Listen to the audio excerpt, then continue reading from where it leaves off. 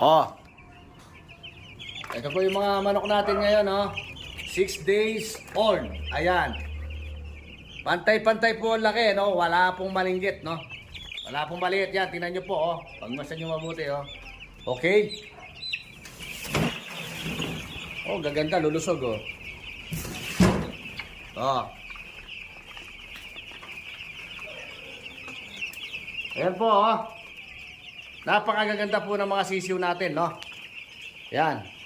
Kita nyo? Wala pong bansot, no? Okay. Ayan po, oh.